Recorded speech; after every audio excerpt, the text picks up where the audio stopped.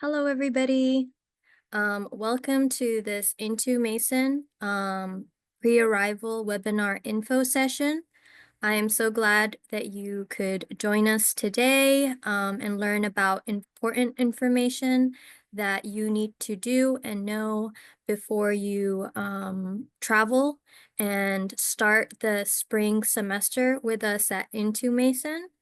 I will be kind of presenting for the most part today, and I also have my coworker, Jessica, who will be doing part of this pre-arrival webinar info session.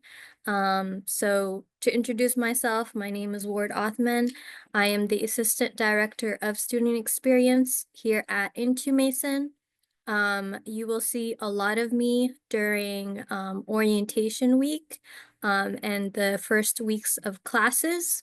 So if you do have any questions, I will be more than happy to help you in answering them. And I will give a little bit of time for Jessica to also introduce herself. Let me just...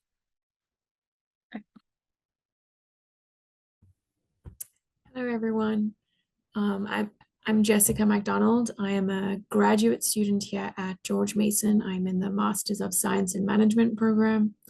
I am also the Orientation and Arrivals intern with Into Mason. So you will also be seeing a lot of me during orientation, and I kind of help with some of the events as well throughout the semester. So you'll probably see me around then too. I'm an international student as well. So I'm from South Africa. And so I kind of know how you're feeling starting traveling across the world to George Mason. So welcome.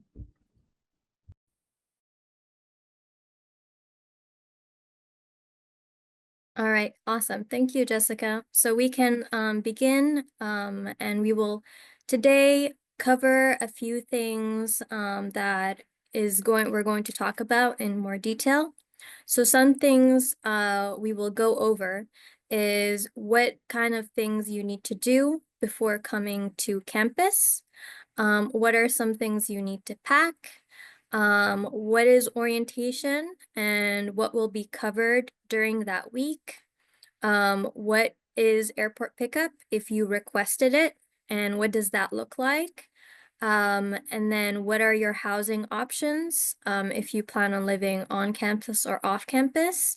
And then finally, what kind of services does George Mason University offer to students?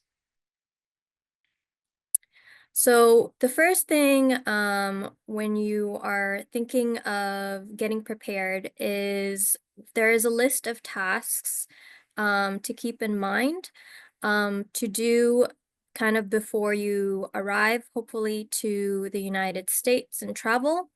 So you should have been receiving emails about some of the information listed here. But one of the first things that you will be doing as a student at George Mason is activating your Net ID. And that is kind of a unique number that is given to you by the university. There is a process, and in the emails that we've been sending out, we kind of put in some steps on how to do that. But every student kind of has to activate their Net ID because you will be using this specific unique code to you for activating and using things on campus. So that is one of the things you should think to do if you haven't. Another one is to activate and sign into your George Mason University email account. So for the contact with professors and instructors, they will always use their GMU email, and they will contact you through that, and you will also reach out to them using your university email. Right now, we are reaching out to you by using your personal, but once you arrive to and begin your studies at the university, we will only be using the university account. Now, another big thing that we usually inform students to try to do while they are still in their home country is doing their immunizations and visiting a doctor in whatever country you are currently in. The immunization record form, we've sent the link in the email, and we also had an example page to show you kind of how to fill it out, and submit it. But we usually find that students are more comfortable when they do it before they travel.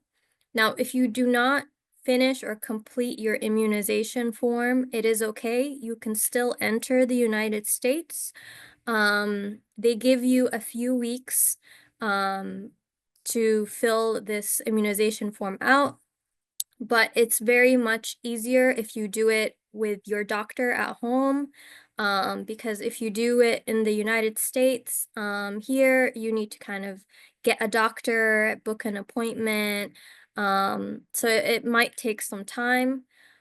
But if you are, you need help with it during orientation week, we will help you in filling out the form as well. A very important thing is to think about gathering all of your important documents. And this includes your I-20, your passport, and your offer letter. So your I-20 should have been sent to you by email. And we highly recommend you print it out. So that way, when you enter the United States and they ask to see your I-20, you have a printed out version in case your phone, maybe the battery dies or it doesn't work. So have a printed out version of your I-20. And this really shows you that you are coming to the United States to study. Obviously have your passport with you. Your offer letter is something that was sent to you, showing that you are kind of enrolled and admitted to the university. So that is also good to have a printed out version, but also on your phone is okay. If you haven't already and you have requested for pickup, we have contacted you to submit your travel and arrival details. We will get into a little bit more depth on if you are arriving late for some reason. But if you did ask for pickup, we have reached out to you and wanted to know when is your flight, when are you arriving, kind of all those things. And then lastly is about housing. So you should think of housing while you are currently overseas. And that is because when you come to start studies and orientation, you may not find housing because many students are also looking for housing. So you'll find maybe housing, but it will be far away from campus or it will be very expensive. So while you are in your home country, look for options about housing. If you are in the program Academic English or Graduate Pathway, you are okay with living off campus. And you just need to look for a place to stay. You could live on campus, but you are okay with living off campus too. The only population we ask that so you can get approval is if you are undergraduate pathway. So if you are coming in to study for your undergraduate degree, your bachelor's, then you will need to, all of those students need to live on campus. However, you could request a waiver to say that you have found off campus. We just need to approve it. So if you are going to, you are undergraduate student studying your bachelor's and you have off campus, please email it to these two emails, into admissions and into exp@gmu.edu. You could either both emails or one email is okay, but you need to give us your location on where you will live for off campus, and we will approve or disapprove. We need to just check. Um, it's a requirement by the university. Okay, so housing is something you um, kind of need to think about. And if you are having a hard time, please reach out to us and I will share later the email, and we can help you in finding housing. All right.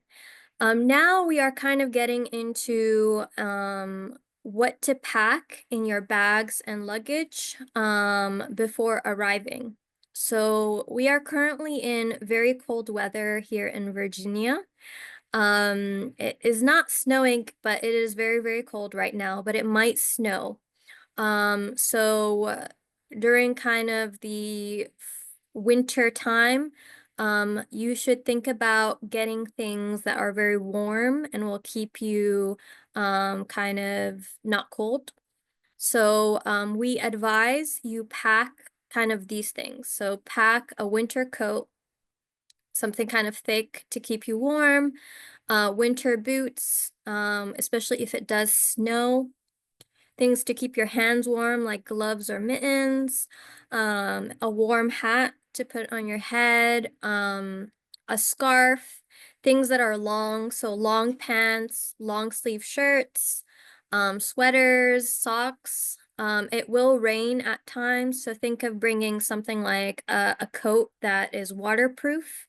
So a raincoat, rain appropriate shoes if it does rain, so your shoes don't get wet. So these are kind of some things for the weather that is going to happen, which is going to be pretty cold when you arrive to Virginia. Also, one thing we are telling all students is to bring a kind of a device, which is like a laptop, to use, because a lot of the classes that you will be taking, they will have homework and they use kind of technology for that. So you should think of bringing a laptop with you. Having your phone is not really something that professors and instructors will say okay to. You would need something like a laptop. Now, some things you don't really need to pack or bring because they are bulky and take up a lot of space. And you can buy them here. We will give you opportunities to go to places to buy these things. Is things like pillows, blankets, bed sheets, and towels. So those we can, there's many places over here we can go in and have you shop these things. But also if you are living in a dorm on campus, we give you these things as well.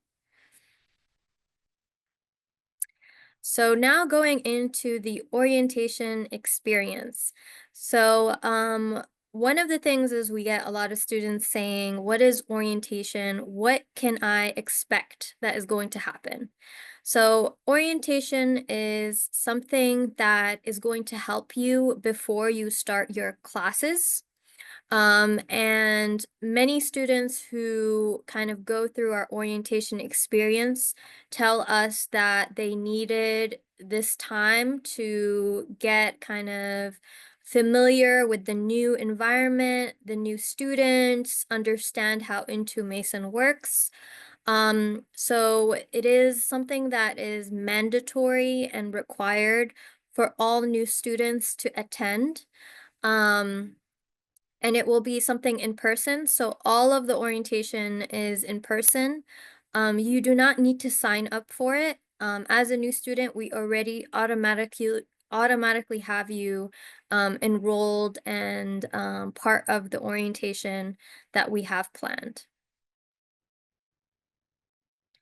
So from that, the orientation is a week-long experience. So it is 5 days. And in the email, we mentioned the dates of when it will happen. So it will take place on January 13, and then end on the 17th, Friday, January 17. So it is 5 days in person, and the schedule will have a lot of things that you will be doing with other new students in your group. And this includes some things like if you are in the academic English program, this is the time where we will give you the English placement test. And this is used to give you your class schedule. Now, only the people who are in academic English take this test, and it is not a test that you study for. Every academic English student needs to take it, regardless, even if you submitted TOEFL, IELTS, Duolingo. We still require everybody who is in academic English to take this test. And it's like an hour. It doesn't take very long, and you do not need to study for it. Another thing that all students that are new have to have is an ID card. And that is kind of to show your picture and show that you are a student here at George Mason. So during orientation week, we will show you how to get your ID card.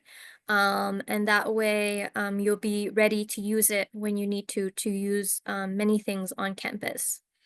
We will have optional and fun trips that we will take you to, but also things that you might need. So we will have a trip to the bank if you need to open a US bank account if you don't have one. We will also take you to Washington, D.C. Using the metro. So it's very nice if you want to do that. That is optional, but the orientation leaders who will be with you will show you around how to use the metro and even the public kind of transportation. You will also have an opportunity to meet with your advisors, your academic advisors, and ask them about your schedule and your classes. So it's a great opportunity also where they will talk to you about how grading works and um, kind of what is the way you register for classes and all that stuff. You will also meet with people from the international office called OIPS, and they will go over things like your visa and your I-20, which is very important if you are an international student. We will give you also a campus tour to let you be familiar with the new kind of environment and to know where some of your classes may be. It is a big campus. And we'll just show you places where you can maybe eat, where you can go into the library and rent books or borrow books. So that is a really good part of kind of feeling like comfortable, especially before you start your classes the next week. And there is a lot more included in the schedule. You will receive the detailed schedule in your personal email about 2 weeks before orientation.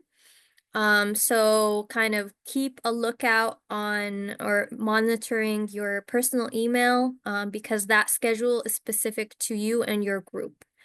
Okay. But regardless of, just know that you need to be here for that week from January 13 to January 17. So when it comes to the orientation, there are some questions we usually get. Students asking, what do I need to bring with me during orientation? So we recommend kind of having these documents with you. So we will go over immunizations and have time for you to fill out the immunization form and ask questions. So we are asking for you to bring your immunization records. So things that you have kind of copies of your shots, maybe when you were a baby, Anything kind of doctor notes, from, from things that you've taken, that would really help when we are filling out the form. Anything kind of identification documents, so your passport, your visa, anything with a picture of you and your name. Your acceptance letter or offer letter is good to have with you, especially during orientation when, you're gonna meet maybe with your advisor. They can kind of also know what program you are, and it helps sometimes if you're confused on which group you should be in. And then finally, your transcripts, or anything of admission documents that we've requested. So, if you have a copy of your transcript from high school, from bachelor's, if you did your undergraduate, that is great. Good to have. You don't really need to bring it with you, but at some point in the semester, we will reach out to you saying we need the copies. So usually students find it helpful to have the transcripts with them. And it takes less time if you are bringing it with you rather than having to go and request it kind of by mail and wait for it to arrive by mail, from your home country to here in Virginia. It will save you money too. Then there is something about, so during kind of the orientation, that is when you'll start to meet a lot of people from the staff, from the Into staff. So we will give you contact information for kind of your advisors, who your advisors are.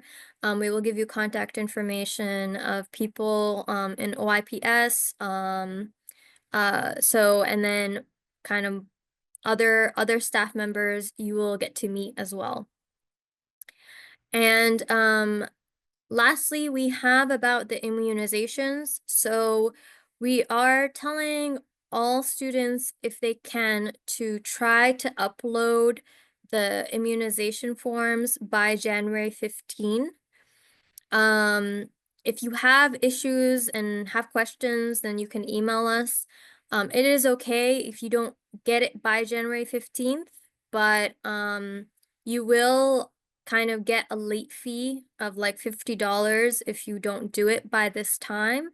Um, but it is okay if it was very difficult for you to understand. When you get to orientation, we can help you. Usually the immunization needs to be submitted by the end of the semester.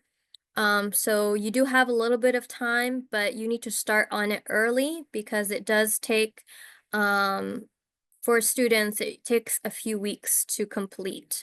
It's a multi-step process. So sometimes you need to go to an appointment with the doctor, and then you need to submit the form, and you need to fill it out. So it takes some time.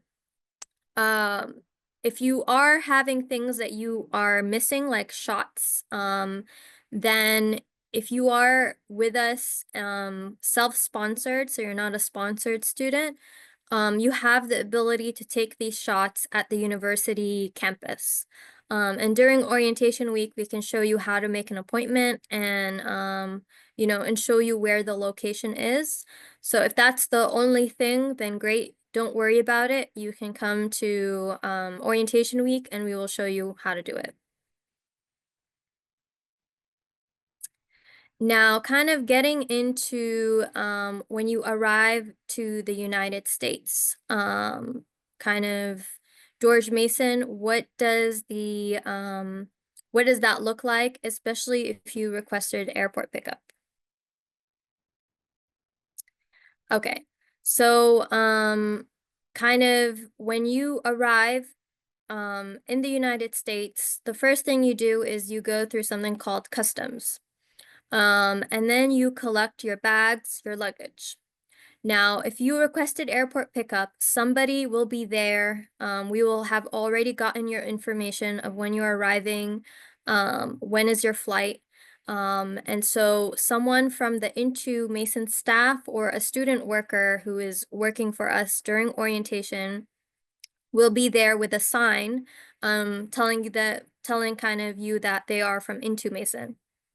And so once you see that person, they will show you where is your car or the car transportation, and they will take you to whatever address you gave us, whether it's off campus or on campus. Um, but if you know that you are gonna bring somebody with you, you need to let us know.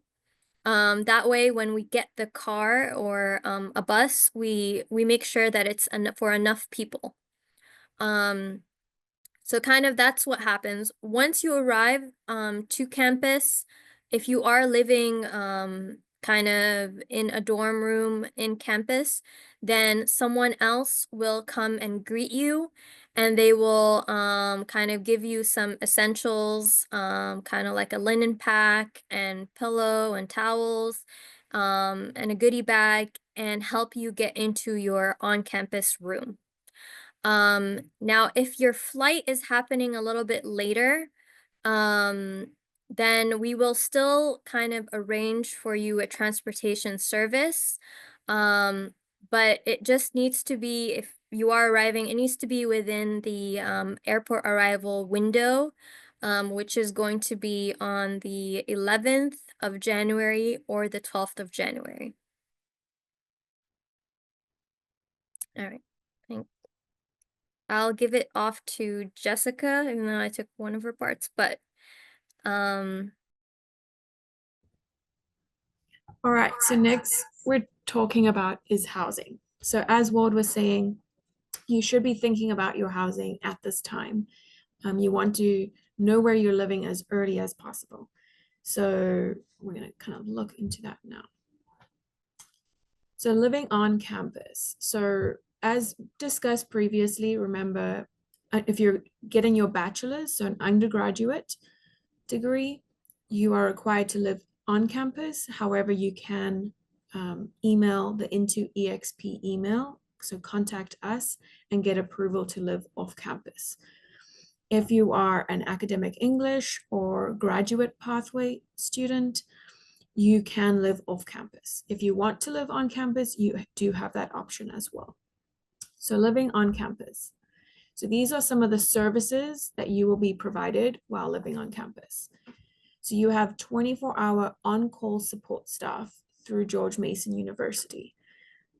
So this is through your residence halls, and as well as the George Mason Police. So you have that support while you are here.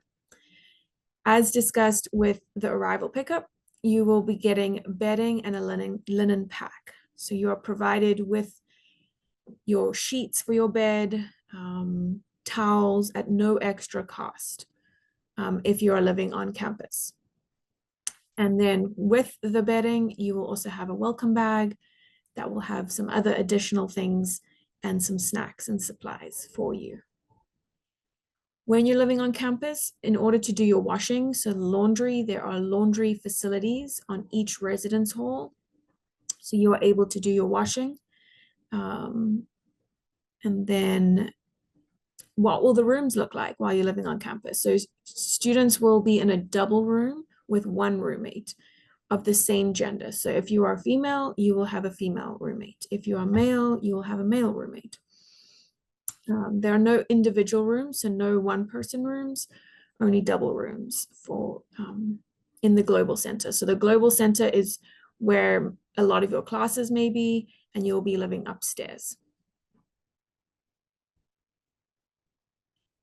Okay, so what does the cooking facilities look like while living on campus? So on each residence floor, there is a community kitchen or kitchenette. So this is where you can cook food, you can heat up food and store food. So if you need to do any cooking, there is a kitchen available to you.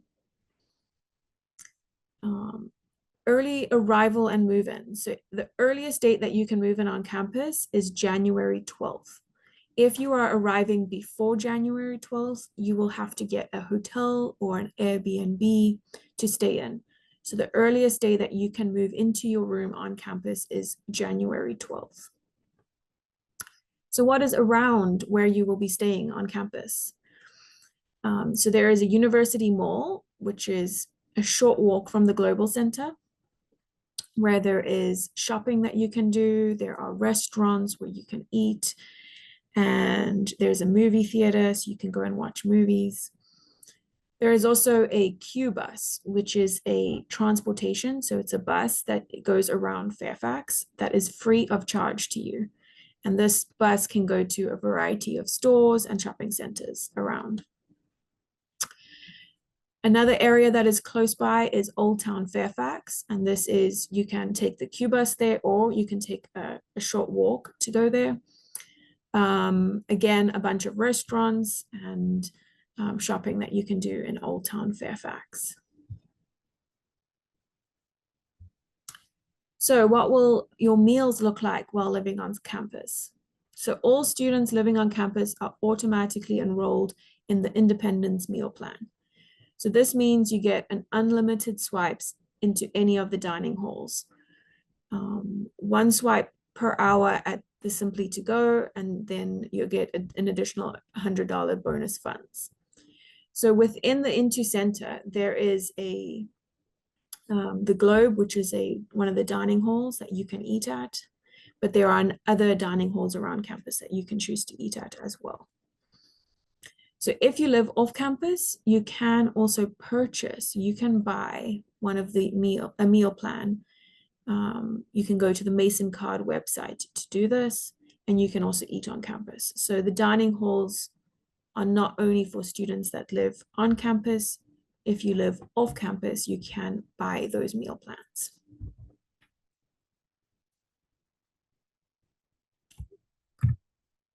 All right, now living off campus. So these off-campus housing is, you want to be careful with where you choose your housing, okay? So the best place to go is Contemporary Student Services.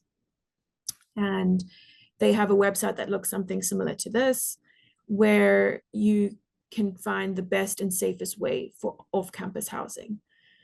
You can see that it provides a map where you can find which housing is closest to campus and kind of how much that would be.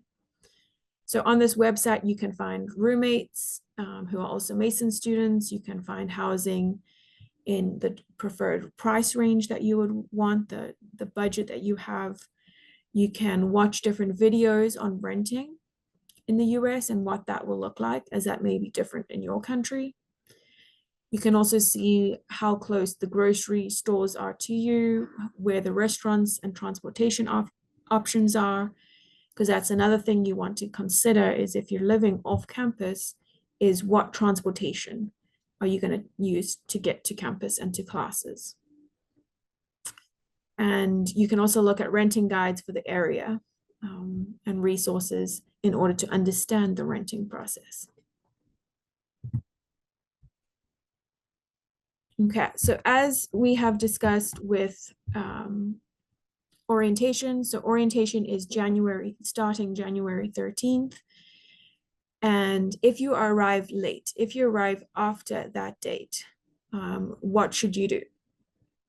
So late arrivals have to be approved by the enrollment office. So if you are going to be arriving after orientation, you have to email the Into Admissions email. So that's that email in blue, intoadmissions@gmu.edu.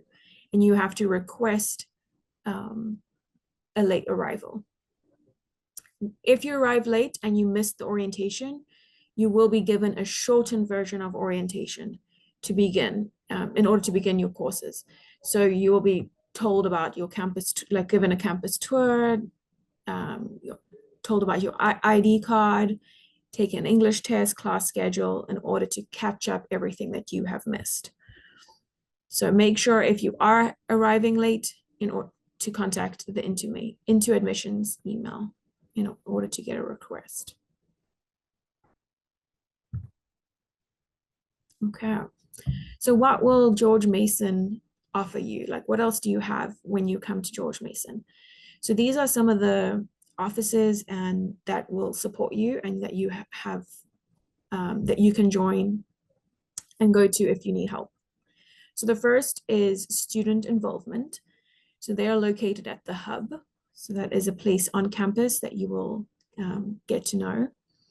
And student involvement, they provide multiple social events and engagement activities every week for students. So that can be, sometimes they do live music events, they do game nights, karaoke, all these different events that you can be involved in to go and meet new people or have fun with your friends that you are in your classes. Another thing that is available to you is there are multiple registered student organizations. So these are student-run clubs and organizations that you can access through Mason 360, which you will download during orientation. And you can join these clubs and organizations in your preferred areas. The next thing that is available is learning services. So this is an office that can help you for anything with academics.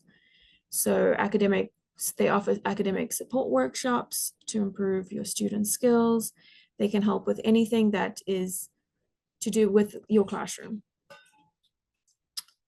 The next office is the Writing Center and the Math Tutoring Center. So these are two centers that can help you with both writing, so any English, or if you're writing papers and you need them to go over it or go over grammar, or they can help you with that. The Math Tutoring Center offers support for math, and they can help you through different difficulties in your math classes. And virtual options are available for both of these centers. The next center available is the Learning Resource Center, so sometimes known as the LRC, and that is in the Global Center, or the Into Center, that is it is sometimes called. And this is for all students that need support in reading, writing, and speaking. So you will learn about the center more during orientation, you'll know where it is, and it will become very familiar to you. All right, so on-campus jobs is the next one. So if you are wanting an on-campus job, the different areas where they are offered is mainly on Handshake. So you will kind of get to know this when you, there'll be different ways to learn about this when you arrive on campus, as well as career services. They offer workshops on different ways to find on-campus jobs.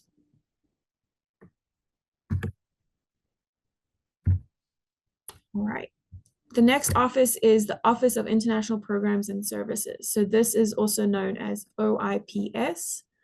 This office is going to give you additional support for any travel-related concerns, as well as your I-20 and your visa. The Office of Disability Services. This office can help you and provide accommodations related to any physical and academic, anything in the physical and academic environment.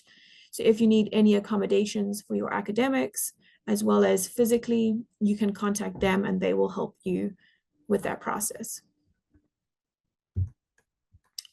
The next is Student Support and Advocacy Center. So this is also known as SSAC. They're going to provide additional support for all student issues and situations. So if you need support with any other additional student issues, you can go to them and they will support you through the process and help you with that. Then the Counseling and Psychological Support Center, also known as CAPS. They are a 24/7 mental health and crisis support for all students in Virginia. So if you are having any struggles with your mental health or any crisis that comes up, you can go to them and they can help you through that. They have therapists that are available that you can go to in order to help with your mental health.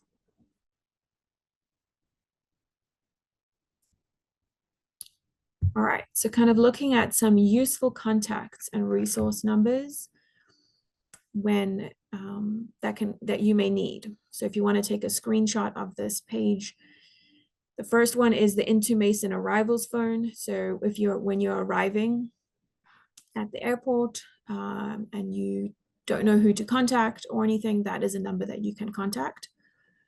The other resource number for you is the Mason Police. You may want to have this on your phone or have this on hand when you are on campus in case you need to contact the Mason Police. And then there are all the emails for the Into staff. So the main email, Into EXP, you can contact them and they will answer all your questions that you need. So if you do not know who to contact, contact Into EXP. And then you have the Into admissions email, and then the Mason advising email too. So there are your contact numbers.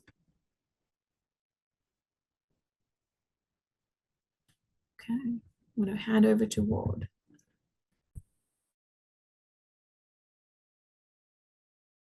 All right. Wonderful. Thank you, Jessica. So that kind of concludes the end of our info webinar session. We are really leaving some time at the end to answer any questions that you may have. So you have us kind of for several minutes to go over anything, that you would like more clarification. Feel free to write it in the chat, your question, and that way we can help answer it. But just know also, if you think of a question later on, as Jessica mentioned, please email the intoexp@gmu.edu, which I am including in the chat for questions. And Jessica and I will both kind of be there to answer that as we check those emails. But one of the most important things is to just monitor and keep a lookout for emails from Into Mason about information that we are constantly sending. So some things, like the net ID, activation, immunization form, activating or signing up for your email, things like that. We are sending information on how to do that in detail. But if you do have any difficulty with doing those, please email Into EXP, and we can try to help figure out what is the problem and how to solve it. Also, if you have kind of some difficulties also in finding housing off campus, then please reach out to us as well through the Into EXP email. And we will try our best to find ways where we can find you a good location to stay. We also have available on-campus rooms. So if you you find that the places that are available are too far away or not something you want to live kind of for the first semester, comfortable living that far away, then you can request for on-campus housing.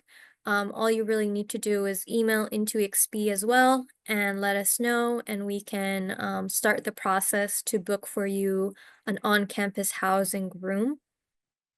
And we have some kind of the recordings of past sessions that you may have missed for on-campus, off-campus housing, or even ones in different languages that we will include in an email, several emails, and that way you could review it.